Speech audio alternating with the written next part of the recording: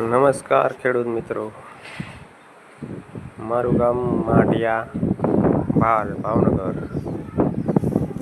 ભાલની કડબ જુવાર તે પશુચારા માટે ખૂબ જ સારી આવે છે અને લોકો તે ખૂબ જ ખવડાવવા માટે પસંદ કરે છે.